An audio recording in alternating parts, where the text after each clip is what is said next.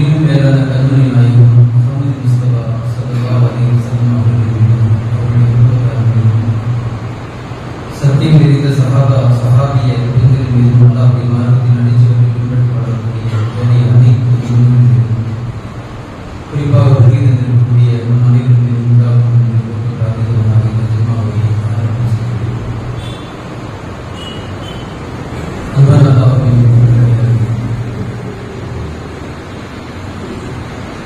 இஸ்லாமிய வரலாற்றில் அல்லாஹ்விடத்தில் மார்க்கமாக இருக்கக்கூடிய இஸ்லாம் மிக வேகமாக மிக பெரும் சாம்ராஜ்யமாக உருவாக்குவதற்காக பல்வேறு விதமான போர்க்களங்களை எதிர்கொள்ள வேண்டிய ஒரு நிர்பந்தத்திற்கு உள்ளாக்கப்படுகிறது.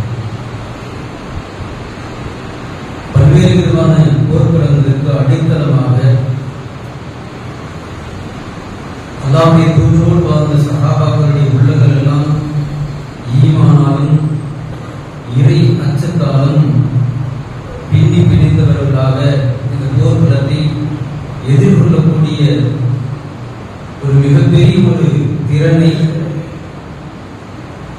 வழங்கப்படுவதற்கு மிக அடிப்படை காரணமாக அமைந்த போர்க்களம் எது என்று சொன்னால், இஸ்லாமிய வரலாற்றில் முதலாக நடந்த பத்ர் போர் என்கின்ற இந்த போர்க்களம் தான் சஹாபாக்களுடைய ஈமானை மிக பெரும் எழுச்சி படைத்த ஈமானாக மாற்றி காட்டியது.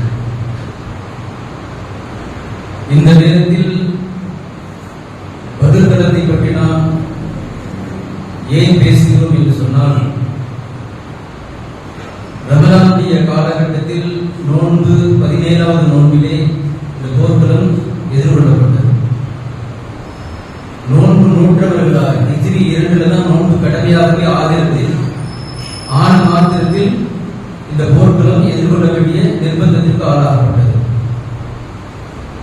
பொதுவாக இந்த போர்க்களத்தை பற்றி கூறுவதாக இருந்தால், போர்க்களத்திற்காக வேண்டி சஹாபாக்கள் புறப்படவில்லை. மாறாக அல்லாஹ்வுடைய எதிரி அபூ சுஃபியான் தனது பக்கபலத்தோடு கிட்டத்தட்ட 30 to 40 நபர்களை அழைத்துக் கொண்டு சிரியாவில் ஒரு வணிக குழுவை மிகப்பெரிய ஒரு பொருளாதாரத்தை சேகரிப்பதற்காகவும் போர்க்களத்தின் ஆயுதங்களை சேகரிப்பதற்காகவும் விலை கொடுத்து வாங்குவதற்காக சென்ற கூட்டம்.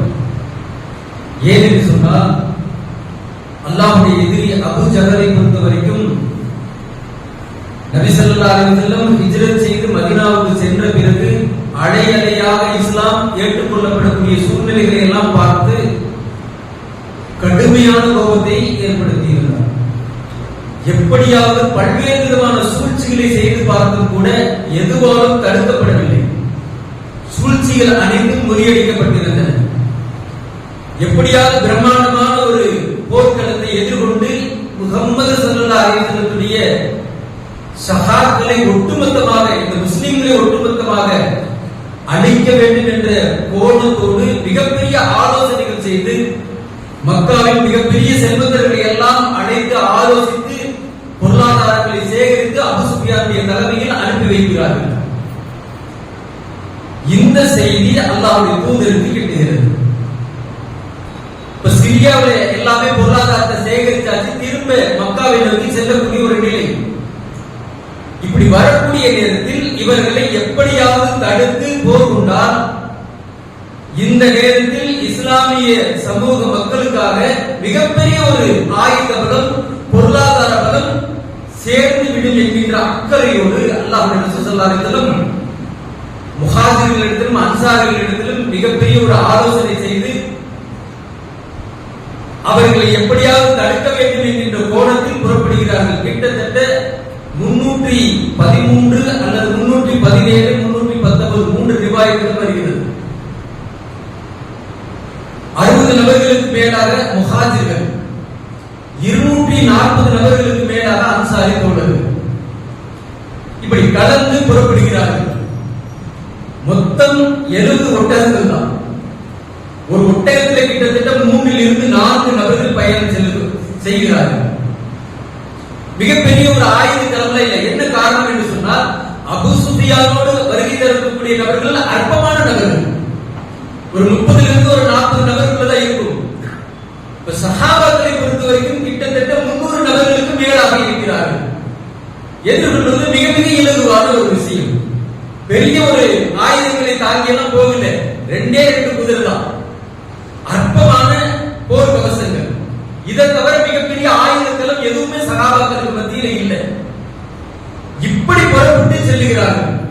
செல்லக்கூடிய நேரத்தில் தான் அபூ சுஃபியான் இந்த செய்திகளை எப்படியாவது ஆய்வு செய்து ஒரு தூதுவின் மூலியமாக செய்தியை அறிந்த பிறகு விரைவாக ஒரு நபரை, கிஃபாரி கோத்திரத்தை சார்ந்த லம்லம் என்று சொல்லக்கூடிய ஒரு நபரை மக்காவுக்கு அனுப்புகிறார்.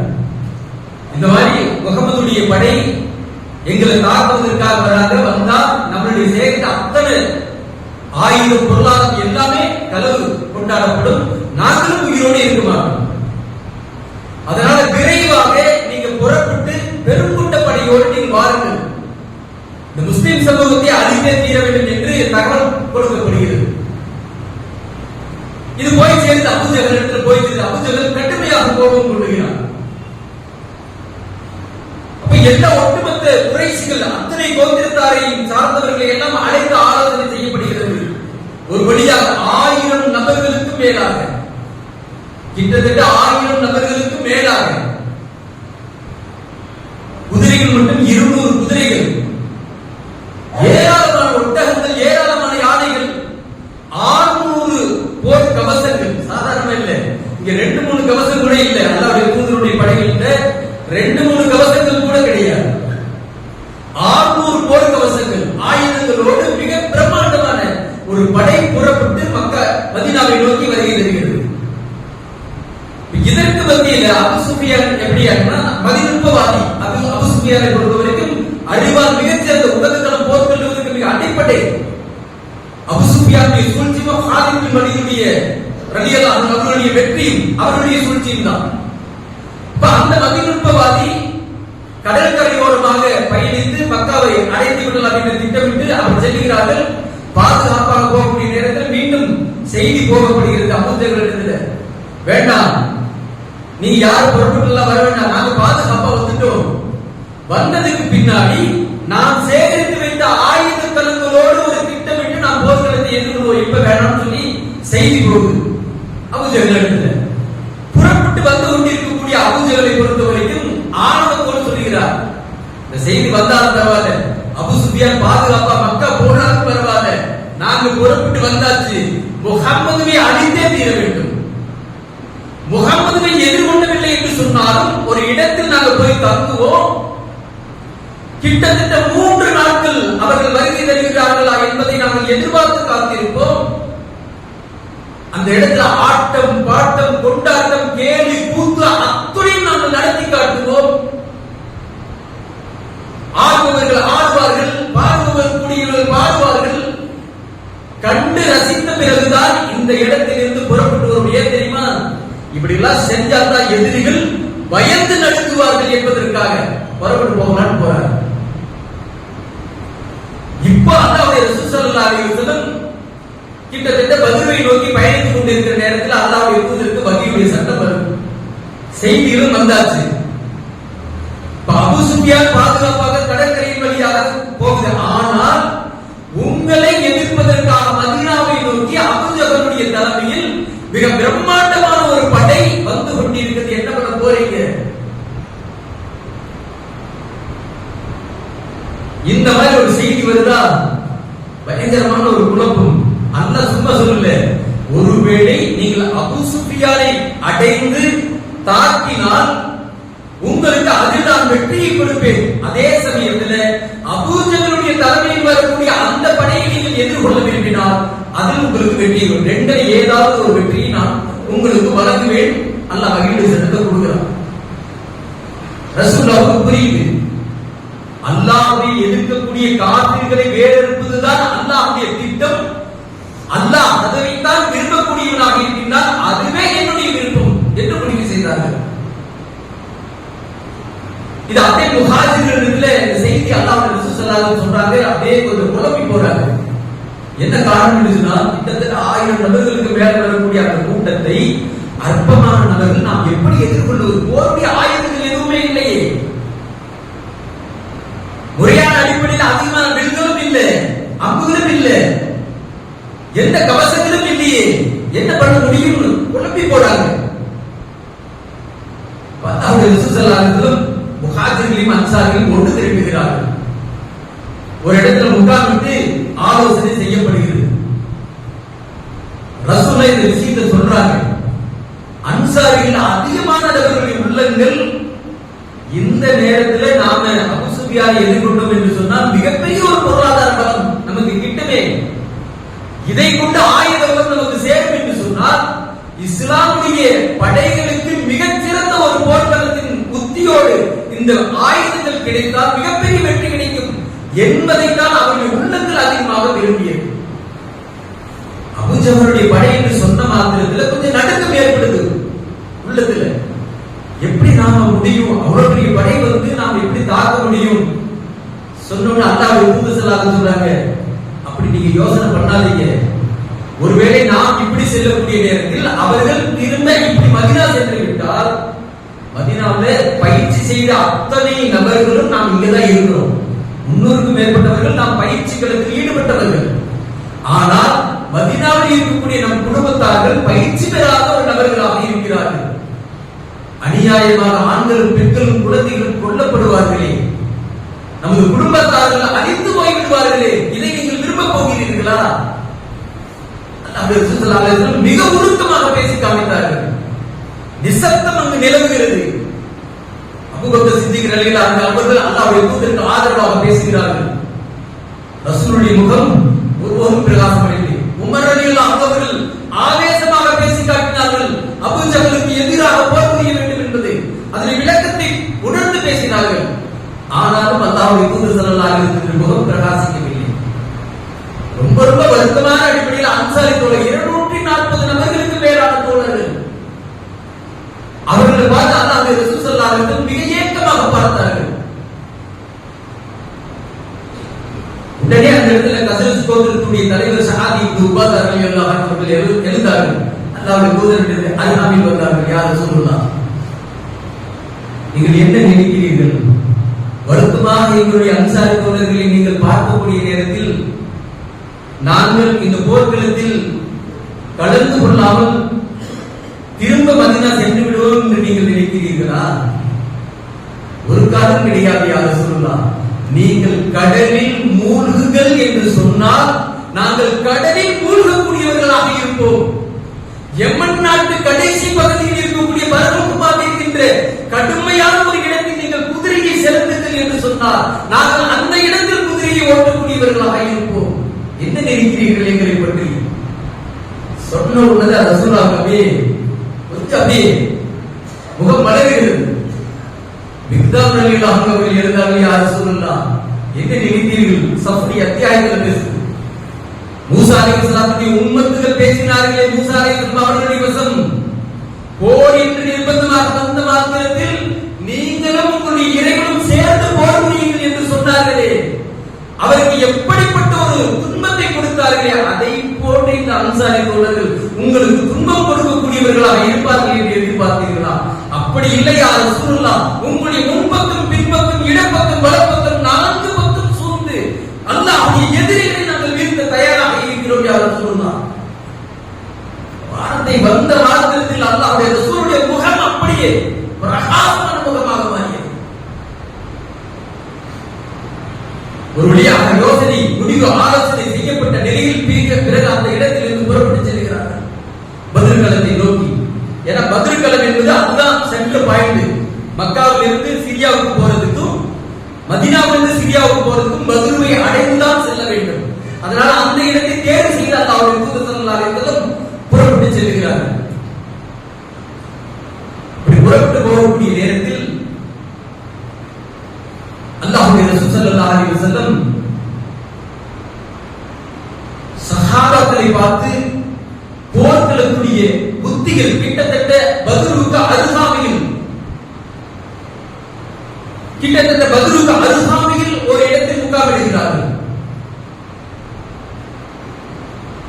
அந்த இடத்துல எல்லாம் முகாமிட்டு அல்லாஹ்வுடைய தூதர் ஸல்லல்லாஹு அலைஹி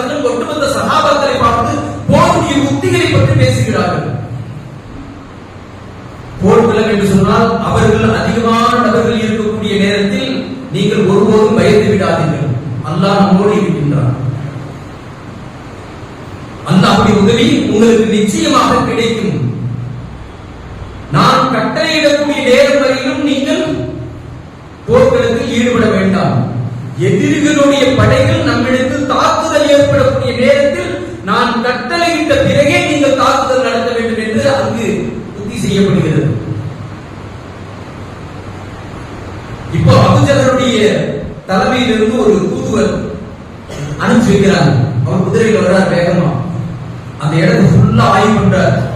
பிறகு போறார், பிறகு மீண்டும் வர்றார், நெடிய தூரம் போறார். போனதுக்கு பின்னாடி அபூஜஹல் இடத்துல சொல்றாப்படி, குறைஷி கோத்திரத்துடைய மிக முக்கியமான ஒரு தலைவர் அவர் இடத்துல சொல்றாரு, நமக்கு எதிரிகளாக இருக்கக்கூடிய முகமதுடைய படையில் அற்பத்திலும் அற்பமாக 300 நபர்கள் கூட இருக்க மாட்டார்கள், அவ்வளவு நபர்கள் தான் இருக்கிறார்கள். ஆச்சரியமாக இருக்கிறது. குதிரைகள் கூட கிடையாது, மிகப்பெரிய ஒட்டகங்கள் கூட கிடையாது. அவர்களுக்கு அறுத்து சாப்பிடுவதற்கு கூட ஒட்டகம் இல்லை. 70க்கும் மிக குறைவான ஒட்டகங்கள் உள்ளன. ஆனால் ஒன்று மட்டும் நிச்சயம் என்று சொன்னார்கள். அபூஜஹல் கேட்கிறார், என்ன ஒன்று நிச்சயம்? அவருடைய ஒட்டகத்தின் மேல் மரணத்தை சுமந்து கொண்டு வருகிறார்கள். அவருடைய கண்கள் பேசுகிறது. இந்த போர்க்களம் உறுதி என்று சொன்னால் நம்மிடத்தில் இருக்கக்கூடிய நபர்களில் ஒவ்வொரு நபர்களும் நம்முடைய ஒவ்வொரு நபரையும் வெட்டி சாய்க்காமல் அவர்கள் மரணிக்க மாட்டார்கள். அப்படின்னா என்ன அர்த்தம்? 300 நபர்கள் இருந்தால் சராசரியாக குறைந்தபட்சம் குறைசி படைகளில் 300 நபர்களாவது இறப்பது நிச்சயம். இத்தனை நபர்கள் இறந்து போவதை நீங்கள் விரும்புகிறீர்களா? இந்த போர் அவசியம் தேவையா? அவருடைய கண்கள் பேசுகிறது. அவ்வளவு ஒரு வெறித்தனம் அந்த இடத்துல இருக்கு. நான் அதை உணர்கிறேன் என்று சொன்னார். சலசலப்பாக, ஆனாலும் இறுதியாக சலசலப்புகளை எல்லாம் மீறி போர்க்களம் அவசியம் என்ற ஒரு முடிவுக்கு வருகிறார்கள். கிட்டத்தட்ட வந்தாச்சு, பதில்களத்தை நோக்கி வந்தாச்சு. முன்னாடி அபூஜஹல் இந்த பக்கம் அல்லாஹ்வுடைய தூதருடைய படைகள். எப்படி இருக்கும் சிந்திச்சு பாருங்க. அல்லாஹ் அந்த நேரத்தில் மிக அழகான முறையில் ஒரு மழையை கொடுத்தார், அற்புதமான ஒரு தூக்கத்தை கொடுத்தார். ஏன் தெரியுமா? உள்ளம் சஹாபாக்களுடைய உள்ளங்களில் அமைதி ஏற்பட வேண்டும், அவருடைய பாதங்கள் உறுதிப்பட வேண்டும் என்பதற்காகவே அல்லாஹ் மிக அற்புதமான ஒரு அருட்கொடையை கொடுத்தார். அல்லாஹ்வுடைய தூதர் ஸல்லல்லாஹு அலைஹி வஸல்லம் முதல் சின்னம் சிறுதான். சஹாபாக்களை பார்த்து சொன்னாங்க, அல்லாஹ்வுடைய உதவி மிக அருள்தான், என்று பயப்பட வேண்டாம். இரவு முழுவதும் சஹாபாக்கள் உறங்கினார்கள், அல்லாஹ்வுடைய தூதர் உறங்கவில்லை. கையெடுத்தவங்க தான் ரசூலுல்லாஹ். கிட்டத்தட்ட விடிகாலை நேரம் வரையிலும் அவர்கள் கைகளை இறக்கவே இல்லை. அல்லாஹ்விடம் கடுமையான பிரார்த்தனை செய்தார். யா ரசூலுல்லாஹ், ஏன் இப்படி நீங்கள் கடுமையாக பிரார்த்தித்துக் கொண்டிருக்கிறீர்கள்? அபூபக்கர் சித்திக் ரலியல்லாஹு அன்ஹு சொல்றாங்க, அல்லாஹ் நம்மோடு இருக்கிறார், உதவி செய்யக்கூடிய தருணத்தில் அல்லாஹ் இருக்கிறார், கவலைப்படாதீர்கள் ரசூலுல்லாஹ். அதன் பிறகு அல்லாஹ் வஹீயுடைய சட்டத்தை கொடுத்தார். முஹம்மதுவை பயப்படாதீங்க, கடைசி தருணம் வரைக்கும் உங்களுடைய ஈமானை நாம் சோதிப்போம், உறுதியாக இருக்கிறீர்கள். சஹாபாக்கள் உறுதியாக இருந்தார்கள். உறங்கிக் கொண்டிருக்கக்கூடிய சஹாபாக்கள் யோசனை பண்ணி பாருங்க. நிராயுதபாணியாக அல்லாஹ் அல் ஜபகும் கலிமத்து தக்வா வகாலு வஹத்த பிஹா வஅஹ்லஹா. சஃப்ரிய அத்தியாயத்தில் வேறக்கூடிய வசனம். இந்த வசனம் வந்து முஹம்மது என்கின்ற சூறாவில் வரக்கூடிய வசனம். சஹாபாக்களுடைய ஈமான் பற்றி அல்லாஹ் பிரதிபலிக்கிறான். அவருடைய உள்ளங்கள் இறை நம்பிக்கையாலும் இறை அச்சத்தாலும் பின்னப்பட்ட கலவையாக அல்லாஹ்வுடைய மார்க்கத்தின் மிக பெரும் சொந்தக்காரர்களாக இருக்கிறார்கள் என்று அல்லாஹ் அடையாளப்படுத்தினார். சஹாபாக்களை ஒண்ணு கவலைப்படாதீங்க முஹம்மதுவே, உங்களுக்கு நான் என் மூலியமாக வானவர்களை அனுப்பி இந்த போரில் வெற்றியை நான் ஈட்டி தருவேன். நல்லா வாக்குறுதி கொடுத்தார்.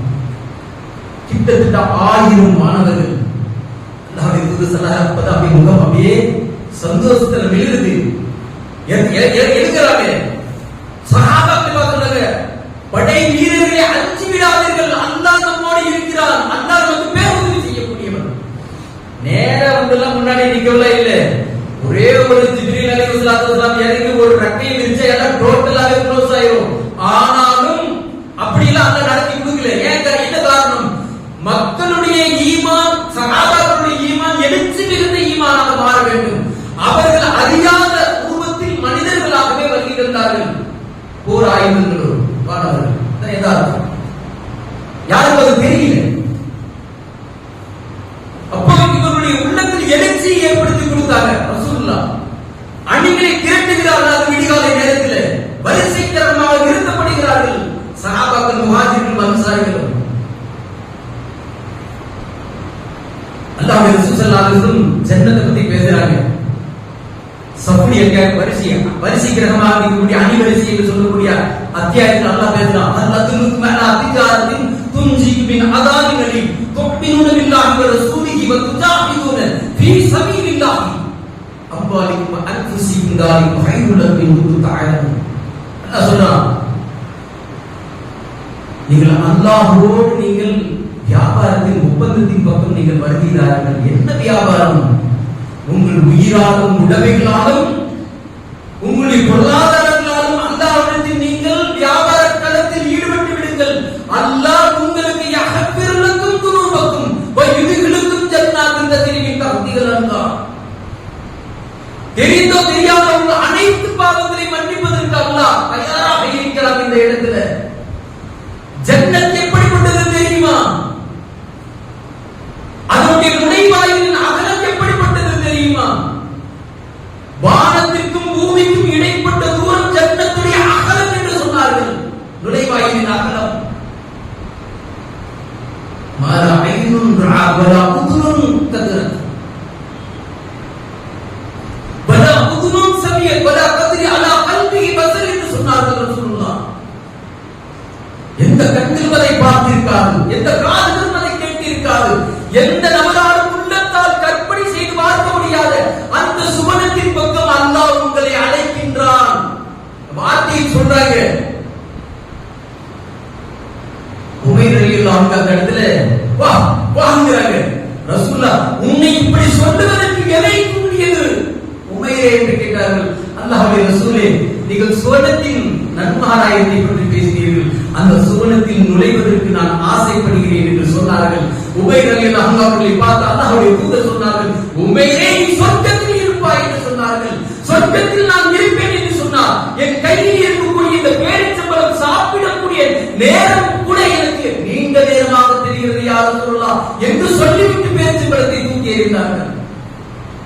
இப்படிப்பட்ட ஈமான் வரிசைகள் அப்படியே அல்லாஹ்வுடைய ரசூல் ஸல்லல்லாஹு அலைஹி வஸல்லம் அணியாக இருந்து வரிசைகரமாக நின்று ஒரு குச்சியில வச்சு பண்ணிட்டு வராங்க.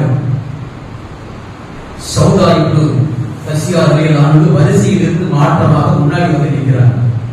ரசூலுல்லாஹ்வுக்கு கடுமையான கோபம். சௌதா, ஏன் இப்படி செய்கிறாய்? குச்சி எடுத்து வயதுல குத்தி வரிசையில கரெக்டா நிக்க மாட்டியான்னு. சௌதா ரலியல்லாஹு அன்ஹு சொல்றாங்க, யா ரசூலுல்லாஹ், நீங்கள் எனக்கு துன்பத்தை கொடுத்து விட்டீர்கள் யா ரசூலுல்லாஹ், நீங்கள் எனக்கு துன்பத்தை கொடுத்து விட்டீர்கள் யா ரசூலுல்லாஹ். சௌதா, என்ன பேசுகிறாய்? என்ன செய்ய? எனக்கு நீங்கள் பரிகாரம் செய்யுங்கள் யா ரசூலுல்லாஹ்ங்கறாரு. நான் உங்களுக்கு இந்த நேரத்தில் பரிகாரம் செய்யப்பட வேண்டும் என்று ஆசைப்படுகிறீர்களா? ஆம் ரசூலுல்லாஹ்ங்கறாரு. தன்னுடைய சட்டையை தூக்குகிறார் அல்லாஹ்வுடைய ரசூல் ஸல்லல்லாஹு அலைஹி வஸல்லம். என் வயிற்றின் பகுதி சௌதாவே, இதா வாங்கி உங்க குச்சியை குத்துகிறாங்க, இதில் என்னை தாராளமாக குத்து என்று சொன்னார்கள். சௌதா ரலியல்லாஹு அன்ஹு குச்சியை வாங்கி கீழே போட்டுட்டு அப்படியே அல்லாஹ்வுடைய தூதருடைய வயிற்றை கட்டி பிடித்து ஒரு முத்தம் கொடுத்தார்கள். சௌதா, என்ன செய்கிறாய் என்று கேட்டார்கள் அல்லாஹ்வுடைய தூதர். சௌதா ரலியல்லாஹு அன்ஹு சொன்னார்கள், யா ரசூலுல்லாஹ், இந்த போர்க்களத்தை பற்றி நான் அறிய மாட்டேன். இந்த போர்க்களத்தில் நான் உயிரோடு மீறுவேனா மீள மாட்டானே என்று தெரியவில்லை. நான் மரணிக்கக்கூடிய நேரம் என்னுடைய தூதர் ஸல்லல்லாஹு அலைஹி வஸல்லம் உங்களுடைய வேடியும் எனது வேடியும் ஒன்றாக இணையப்பட வேண்டும் என்று ஆசைப்பட்டேன். அதனால் இப்படிப்பட்ட ஒரு காரியத்தை செய்துவிட்டேன் யா ரசூலுல்லாஹ், என்னை மன்னித்து விடுங்கள் யா ரசூலுல்லாஹ் என்று கதறி அழுதார்கள். அல்லாஹ்வுடைய ரசூல் ஸல்லல்லாஹு அலைஹி வஸல்லம் சௌதாவிற்காக பிரார்த்தனை செய்தார்கள். ஒரே போர்களும் ஆரம்பமாகக்கூடிய நேரம். எப்பவுமே போர்களும் ஆரம்பிக்கக்கூடிய நேரத்தில் எடுத்த மாத்திரத்தில் ஆரம்பிக்காது. அங்கிருந்து சில படை வீரர்கள் வருவாங்க, இங்கிருந்து சில வீரர்கள் வருவாங்க. அந்த வீரர்களுக்கும் சண்டை நடக்கும். முதல்ல அன்சாரி தோழர்கள் 3 நபர்கள் அல்லாஹ்வுடைய தூதர் செலக்ஷன் பண்ணாங்க. அபூ ஜஹல் யாருக்கு பேரும் இந்த அன்சாரிகள்லாம் மதீனாவாசிகளோடு நாங்கள் போர் புரிவதற்காக வரவில்லை. எங்களுடைய தந்தை வழி சகோதரர்கள், எங்கள் குடும்பத்தை சார்ந்த சகோதரர்கள், எங்களுக்கு எதிரியாக இருக்கக்கூடிய அந்த குறைசி மக்களை நீ அனுப்பு என்று சொன்னார்கள். அல்லாஹ்வுடைய ரசூல் ஸல்லல்லாஹு அலைஹி வஸல்லம் 3 நபர்களை தேர்வு செய்தார்கள். அலி ரலியல்லாஹு அன்ஹு அவர்கள், ஹம்ஸா ரலியல்லாஹு அன்ஹு அவர்கள், உபைதா ரலியல்லாஹு அன்ஹு அவர்கள் 3 நபர்களை தேர்வு செய்தார்கள். அபூ ஜஹல் 3 நபர்களை அனுப்பினான். ஷைபா, ராபியா, வலீத் இப்னு உத்பா 3 நபர்களை அனுப்பி வைக்கிறான். அலி ரலியல்லாஹு அன்ஹு அவர்களுக்கும் ஷைபா ரலியல்லாஹு அன்ஹு அவர்களுக்கும் முதலில் சண்டை. அல்லாஹ்வுடைய போரின் வாளில் ஒருவார் அலி ரலியல்லாஹு அன்ஹு. சாதாரணமான விஷயம் இல்லை. அடுத்த செகண்ட் மின்னல் மாதிரி காட்டினார்கள். ஷைபாவை வெட்டி சாய்க்கிறார்கள். அடுத்து ஹம்ஸா போரின் சிங்கம். ஹம்ஸா ரலியல்லாஹு அன்ஹு அவர்கள் ராபியாவை எதிர்க்கிறார்கள். ஒரு சில நிமிடங்கள் கூட அவர்களை வெட்டி சாய்க்கிறார்கள். ஆனால் வலீத் இப்னு உத்பா காஃபிர்களுடைய மிக முக்கியமான ஒரு தலைவர், உபைதா ரலியல்லாஹு அன்ஹு அவர்களை எதிர்கொள்ளக்கூடிய நேரத்தில் கடுமையாக தாக்கி உபைதா ரலியல்லாஹு அன்ஹு அவர்கள் காயப்பட்டார்கள். உபைதா ரலியல்லாஹு அன்ஹு அலி விரைவாக என்னிடத்தில் வாருங்கள் என்று அலி ரலியல்லாஹு அன்ஹு போறாங்க. அலி ரலியல்லாஹு அன்ஹு போரிட்டு வலியை வெட்டி சாய்த்தார்கள். வெட்டி முஹம்மது ஸல்லல்லாஹு அலைஹி வஸல்லம் படையினருக்கு பார்த்தா அபூ ஜஹல் போரை ஆரம்பியுங்கள். ஆரம்பமாக கடுமையான உத்வேகத்தோடு ஆரம்பிக்கப்பட்ட போர். அல்லாஹ்வுடைய ரசூல் ஸல்லல்லாஹு அலைஹி வஸல்லம் இன்னும் மாணவர்கள் இறங்கவில்லையே என்று எதிர்பார்க்கிறார்கள். ஜிப்ரீல் அலைஹிஸ்ஸலாம் 3வது வானத்தில் இருந்து இறங்குகிறார்கள். சுப்ஹானல்லாஹ். ஒரு அழகான குதிரையில் மிக வேகமாக ரசூலுல்லாஹ்வுடைய கண்களில் பிரதிபலனாக பார்க்கிறார்கள். அபூபக்கர் சித்திக் ரலியல்லாஹு அன்ஹு அவர்களை பார்த்து சொன்னார்கள், அபூபக்கரே, அல்லாஹ் அவன் புறத்திலிருந்து வானவர்களை இறக்கி விட்டான். நிச்சயம் போர் வெற்றி கொள்ளும். மூச்சியோடு நீங்கள் போர் புரியுங்கள் என்று சொன்னார்கள். போர் வெற்றி மிக பிரமாண்டமான ஒரு போர்க்களத்தில் ஒரு சில செய்திகள் ஜும்மாவுடைய நேரத்தில் பேசுவதற்கு நேரம் இல்லை. ரொம்ப சுருக்கமாக பேசினாலும் முடிய மாட்டேங்குது. ஒரு சில காட்சிகள், அன்சாரி தோழர்கள் காஃபிர்களை எதிர்த்து கொண்டு போர் புரிகிறார்கள். போர போயிட்டு இருக்கிறாங்க. வாழ தூக்குறாங்க. ஆனா அங்க தலை வெட்டி சாஞ்சு விழுகுது. இன்னொரு என்கின்ற சத்தம் எங்க வருதுன்னு தெரியல. நான் சாட்டையை முகங்கிறேன். ஆனா அந்த சாட்டையில் அடி விழுகுது. அவர் வெட்டி சாய்ந்து விழுகிறார். அவருடைய முகமெல்லாம் கோரமாக மாறுகிறது. யார் இந்த காரியத்தை செய்தார்கள்? எங்களுக்கு புரியவில்லை. யார் சொல்லலாம்? அல்லாஹ்வுடைய தூதர் சொன்னார்கள், இது வேறு யாரும் இந்த 3வது வானத்தில் இறக்கப்பட்ட அல்லாஹ்வுடைய மலக்குகள் என்று சொன்னார்கள். கண்ணுக்கு கூடாத அந்த காட்சிகள் நிறைவேற்றப்பட்டன. அல்லாஹ்வுடைய தூதர் ஸல்லல்லாஹு அலைஹி வஸல்லம் கரத்தில் அபூபக்கர் சித்திக் ரலியல்லாஹு அன்ஹு சிறு கற்களை எடுத்திருந்தார். ரசூலுல்லாஹ் வீசாங்க. அந்த சிறு கற்கள் அப்படியே பிரம்மாண்டமாக மாறி அல்லாஹ்வுடைய எதிரில் அனைத்து கண்களையும் சேதப்படுத்தியது என்று சொன்னார். அல்லாஹ்வுடைய நாட்டம் அல்லாஹ் சொல்றான், இந்த காரியத்தை செய்தது நான் என்று சொன்னார். போர்க்களம் மிக பிரம்மாண்டமாக நடந்த அந்த போர்க்களம் அல்லாஹ்வுடைய தூதருக்கு வெற்றி கொள்ளப்படக்கூடிய போர்க்களமாக மாறியது. இறுதியில் 70 காஃபிர்கள், அபூ ஜஹலுடைய தலைமையிலே 24 நபர்கள் தலைவர்கள் கொல்லப்பட்டார்கள். 70 முஸ்லிம்கள் கொல்லப்பட்டார்கள். 70 முஸ்லிம்கள் கைது செய்யப்பட்டார்கள். இறுதியாக இதெல்லாம் ஓடிட்டாங்க.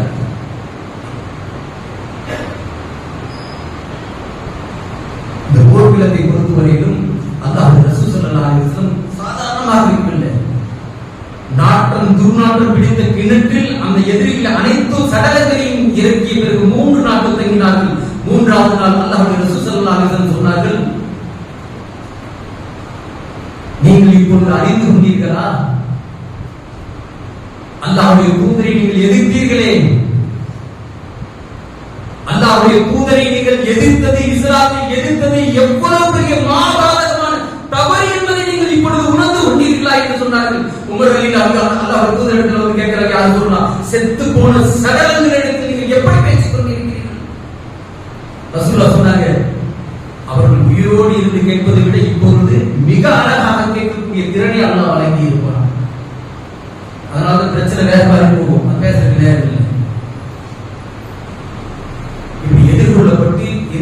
பதில்களம் மிக பிரமிக்க அடிப்படையில் வெற்றி கொள்ளப்பட்டது என்று சொன்னால் அதன் மூலியமாக நாம் பெறக்கூடிய படிப்பினைகள் என்ன என்பதை இன்ஷா அல்லாஹ்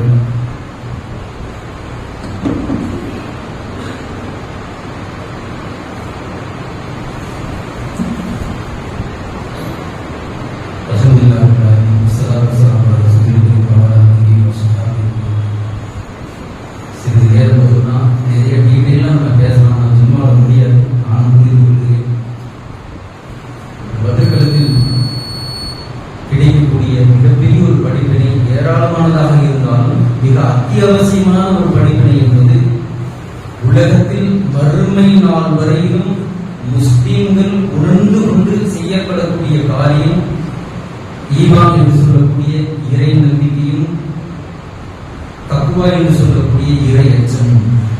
அல்லாஹ்வை எந்த நேரத்திலும் அஞ்சு நடக்கக்கூடிய மூமின்களாக அல்லாஹ்வுடைய நம்பிக்கையில் ஒரு காலம் பலம் இழந்துவிடக் கூடாதவர்களாக நாம் இருக்கப்பட வேண்டும். சஹாபாக்களுடைய அந்த ஈமான் இறையச்சத்தோடு கலந்த பின்னணியாக இருந்தது என்பதை அல்லாஹ் தன் திருமறை வாயிலாக வெளிப்படுத்தினார். அந்த ஈமானும் அந்த இறையச்சமும் நம்மிடத்தில் இருந்து அல்லாஹ்வை முற்றிலும் சார்ந்தவர்களாக நின்றோம் என்று சொன்னால் அல்லாஹ்வுடைய பேருதவி இந்த சமூகத்திற்கு நிச்சயமாக கிடைக்கும் என்பதில் எந்த மாற்று கருத்தும் கிடையாது. ஈமானில் இன்றைக்கு தடம் புரட்டவர்களாக அல்லாஹ்வுக்கு இணை கற்பிக்கக்கூடியவர்களாக அல்லாஹ்வுடைய ஆட்சியின் அதிகாரத்தின் மீது பலம் இழந்தவர்களாக இன்றைக்கு செயல் இழந்து போன சமூகமாக இந்த சமூகம் தள்ளப்பட்டு இருக்கக்கூடிய காரணத்தினால் இந்த சமூகத்திற்கு ஏராளமான இடையூறுகள் ஏற்பட்டுக் கொண்டிருக்கிறது. பதில்களுக்கு ஒவ்வொரு நபர்களும் நினைவு கூர்ந்து விட்டார். நம்முடைய ஈமான், நம்முடைய இறை நம்பிக்கை, நம்முடைய இறையச்சம் ஒரு காலம் வீழ்ந்துவிடக் கூடாது. மரணித்தால் அல்லாஹ்விற்காகவே இந்த மரணம் என்னுடைய மரணம் எதிர்கொள்ளப்படும் என்கின்ற சித்தாந்தம் ஒவ்வொரு நபர்களிடத்தில் இருந்தாலும் நிச்சயம் இன்ஷா அல்லாஹ் பாலஸ்தீனிய பகுதியில் வெற்றி கொள்ளப்படும். அப்படிப்பட்ட ஒரு சூழ்நிலை எதிர்கொள்ளக்கூடிய தருணம் மிக விரைவாகவே அமைந்துவிடும். இன்றைக்கு பாலஸ்தீனிய மக்கள் பாதித்துக் கொண்டிருக்கிறார்கள். மீண்டும் போர்க்களத்தை ஆரம்பித்து விட்டார்கள். அருமை சகோதரர்களே, ஜும்மாவுடைய வாயிலாக அந்த மக்களுக்காக அதிகம் பிரார்த்தனை செய்யக்கூடிய ஒரு தருணத்தில் நாம் அமர்ந்து கொண்டிருக்கிறோம். அது மாத்திரம் இல்லை, நாம் வாழக்கூடிய இந்திய தேச பகுதிகளில் மிக நீளமாக வாழ்ந்த அவுரங்கசீப் என்று சொல்லக்கூடிய மிக அழகான மன்னரை அவதூறு பேசுவதாக திரைப்படங்கள் எடுத்து இன்றைக்கு மகாராஷ்டிரா தீக்கிரமாக மாறி இருக்கிறது. நம்மிடத்தில் வர்றதுக்கு இதெல்லாம் எவ்வளவு நேரம் ஆகும்? நம்முடைய ஈமானை இழந்துவிடக் கூடாது. நம்முடைய இறைச்சம் அல்லாஹ்வை சார்ந்து முற்றிலும் இருக்கும் என்று சொன்னால் அல்லாஹ் ஒவ்வொரு மூமின்களுக்கும் வெற்றியை கொடுப்பார். இதன் மூலமாக என் மரணம் உருவாகும் என்று சொன்னார். அதை பற்றி எனக்கு எந்த கவலையும் இல்லை. அல்லாஹ்வுடைய பொருத்தத்தோடு மரணத்தை நான் தழுவினால் அல்லாஹ் என்னை சுவனத்தில் நுழைய வைப்பார். இந்த சித்தாந்தம் நம்மிடத்தில் ஒவ்வொரு நபர்கள் மத்தியிலும் இருக்கப்பட வேண்டும் என்பதை உங்களுக்கு எனக்கு இந்த இடத்தில் வசியம் செய்ததாக என்று கூறி செய்து